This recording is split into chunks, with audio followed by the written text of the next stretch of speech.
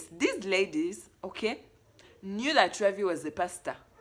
They knew he was a preacher.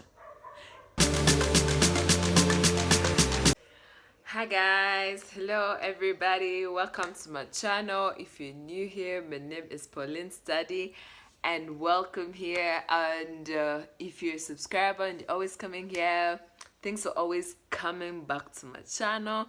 So if you're new to subscribe, please do subscribe and put on the notification bar so that you get notifications of every single time I put up a new upload, video, vlog, whatever it is. I'm not English.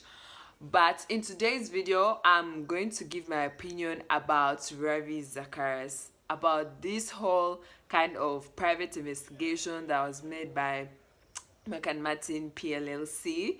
So why I'm going to be doing this is because Ravi was a very great preacher, and there has been so much going on about this whole investigation. I think it's like about 4 to 5 days since it was released, or 3 to 4, I'm not so sure the days, but I read through that investigation, and I really feel like everyone, my viewers, my subscribers, should get to know about this whole my opinion about this and what I think people should think about before they get into judging this guy, especially the IZM, the RZM. I don't know if I'm getting it right because I always confuse it. What people, before they go into their own conclusions, some things that I think people should think about and people should put into consideration. So people who don't know Ravi Zacharias is that he was a very great gospel preacher. He used to actually preach so well, and you really feel like, okay, I've been sinning for this whole while and I've not been like taking into consideration about repentance and all that kind of stuff. But to sum it all up is that he was a very good preacher, and he always spoke the truth. Every single gospel that he ever preached was rooted in the Bible. Not these things of false preachers that we have. We're going to preach to you prosperity, we're going to preach for you every single thing, and then not even pointing out to the Bible why it is. So he really impacted a lot, like in people's lives. Like people became born again, people started reflecting on their lives. Personally, I think he was a very great preacher. Would understand when he speaks. You actually notice that you're not reading your Bible that much, because every time he's going to preach, you're going to have to keep on opening your Bible and you're seeing new things that you possibly haven't read even when you go to church. So he was a great preacher. So he died on 17th May 2020. That was during lockdown. And then after that, there was an investigation that was launched by this law firm that was hired by a certain organization that was part of. Okay, this investigation, maybe that they started it when, in the investigation report, when you read it, they show you that this investigation, they tried to start it earlier on when Zacharias was still alive. But then, okay guys, before I continue, I think you're hearing a lot of noise. People here have no respect, okay? They make the loudest noise, they play music like it's a disco in broad daylight at 2 p.m, okay? But anyway, let's continue. So there was an investigation that was made about his sexual misconduct, sexual sin, and being a preacher, you're not supposed to be doing all that kind of stuff, because you are supposed to preach and practice what you preach so that people can pick a leaf from you. So there were rumors that this guy was not really acting appropriately sexually, and this law firm started an investigation on the orders of this organization was part of. I'm going to put in the description box. So what I read through this whole kind of investigation, and I really feel like there's a lot that has to be considered. The first thing that when I started reading this investigation, my mind was like, who is this that's carrying out this kind of investigation? Is this person a private investigator, or is this a state investigator or something like that, or this is just someone trying to get social media clout over someone who has died, someone that has impacted people's Christianity life? So the first thing I noticed, it was by law firm. I'm like, okay, maybe this is like an evidence report in a case Ravi was involved in that I never got to know. So I read through all of it. Now that first question was answered, that I was a private investigator. The second thing was that who was involved in this investigation. Firstly is that in this report they talk about the different, how can I call it, people, what people go for massage, the different parlors, whatever their place is, okay, where people go for massage. He had they say he had connections to different kinds of to different places, those kinds of places, and he often brought people from Asia to come and work in these places, and he held them inappropriately and all that kind of stuff. So these people were actually being taken as victims. Okay, they are being taken as victims. These women that offer massage, and he used to go for massage in these places, they say he used to sometimes act inappropriately with them, or act appropriately with himself, so that they can like get close to him, something like that. Also, they say that these people are victims, like I already said. So I'm like, okay, which people were involved in this? The first people were those people that he used to get from Asia to come and work in these palaces that actually, consequently, all of them ended up closing one by one. And the other people I expected to see in this investigation were his family. So this is why every single thing went berserk for me. And this is my popular opinion. And I think that people should think about it. This investigation was carried out without even his wife getting involved. Like, they didn't even ask his wife any indirect questions so that they can collaborate them and maybe say, you know what, I think this guy was actually acting inappropriate. All they did, because how they go to find out all this kind of stuff, how they go to contact these ladies, is because they got his gadgets from his wife. And allegedly, he used to actually use VPNs, use different kinds of gadgets to communicate to these people, even people overseas. He like basically was trying to have a lot of privacy in his kind of life, which is not really a problem to me. Privacy is it. Everyone likes privacy. So the first thing is they didn't involve the wife. They took his gadgets from her, and they started investigating without involving her.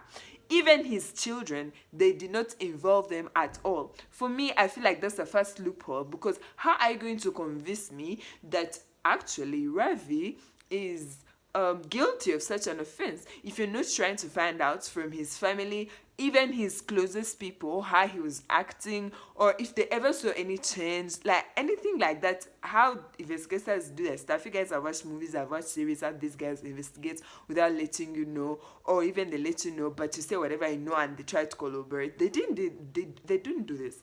Now, on the other thing is that these people went on to talk to these people they call victims, the people whom had people whom he was sexually harassing, people, all that kind of stuff.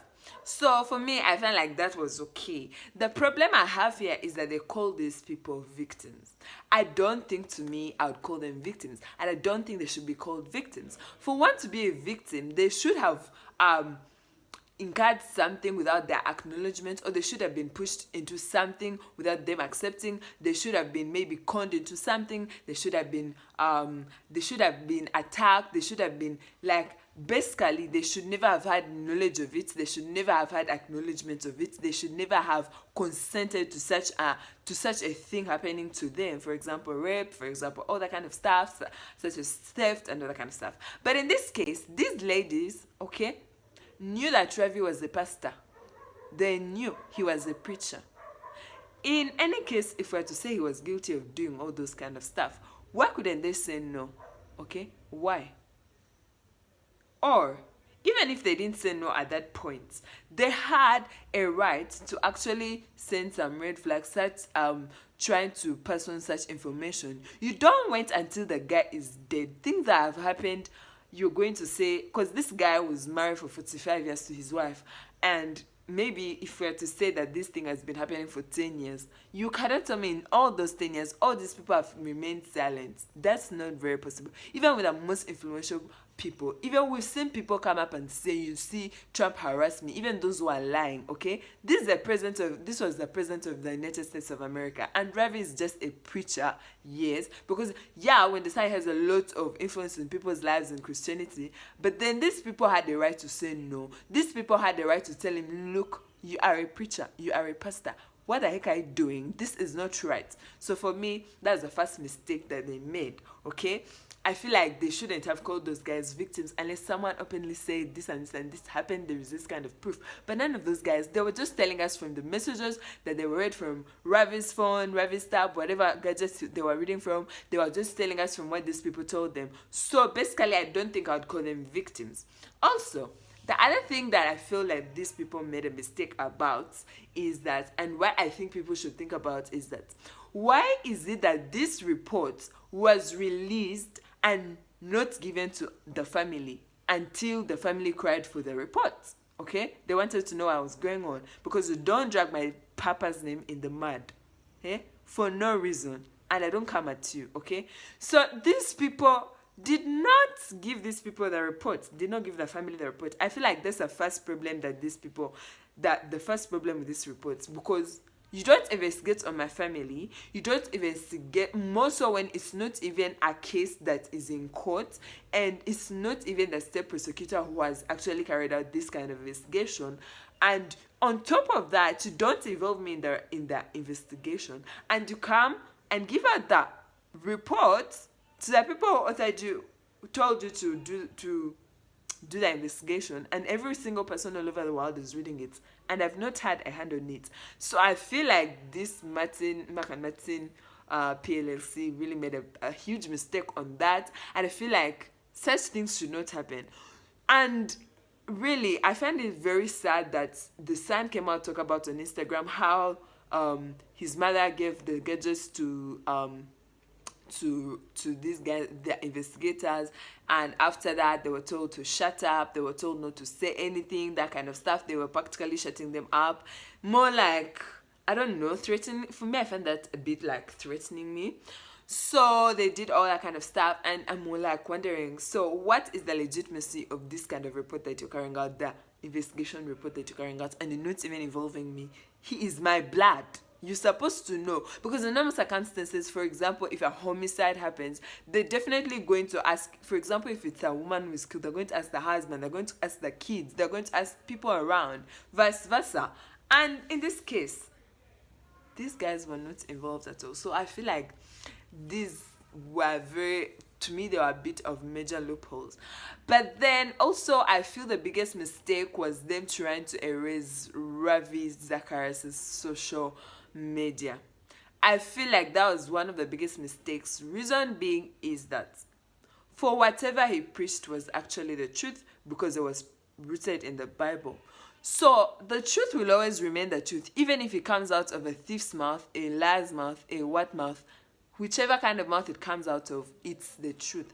So for me, I feel like this organization, if you really wanted to have a lot of impact on people's Christianity life, they should have left his social media, the whole kind of Christian preachings and every single thing, because these are things that used to happen in his private life. We don't care about that. What we care about is that, are we going in straight line with living spiritually and having a great relationship with God? And if his preachings are doing this, helping people, and these people are all they're doing is erasing this kind of social media, I don't understand. I feel like that's one of the worst mistakes they should never have made. So for me, to that extent, I feel like these people really, really made a mistake. Also, I don't think that we have a right to judge, okay? Even if we said that was true that he did that, and even if we said it wasn't true that he did that, because for sure no one knows. Yeah, even this investigation, for me, I find it a lot, so much, I don't even know which other word to use, but I find it very, very, very fishy, because they did not include his family, they did not include anyone related to him. Like, basically they were doing it behind closed doors, so we can't know if it's actually true, especially after the comments people are having on social media. You start seeing that there is a lot that has been unleashed, and yeah, so I don't think that we have a right to judge. It's God we're supposed to judge. For as long as you understood the word of God, read the Bible while he was preaching, and got into a personal relationship with God, that is good enough. I don't think anyone has a right to judge him. And even if we did, we don't have a right to go on and say, look, wait, and this kind of stuff. Because God is the one we're supposed to judge. And the other thing is, like I already said, the truth is always the truth, even if it comes out of a liar's mouth, even if it comes out of a thief's mouth. I feel like the truth is always the truth, and Ravi was always preaching the truth. So I think that we should appreciate that, rather than going to look onto the rotten part of him if it actually did exist, because it's not going to help you. Yeah, it's not going to help you. Maybe to a greater, smaller extent of 1%, so that you don't start fornicating, so that you don't start doing all those kind of sexual sins. Okay, that's the only thing, but otherwise it does not grow in any way. It's only the preachings that are going to grow. It's only reading the Bible that's going to grow. So guys, that's it for me today. I really wanted to put out my opinion about this whole investigation thing, because I've been thinking about it for a whole time. Ever since I read this thing, I got so irritated. I feel like there is a lot of stuff that was missed out, but I've told you what I think. Yeah, please, if you like this video, put a thumbs up for it. Don't forget to subscribe, don't forget to share. And for someone, I think I'm going to be vlogging like this. The light is going out because it's getting late, but I'm going to be vlogging like this for some while. Yeah, so see you guys next time.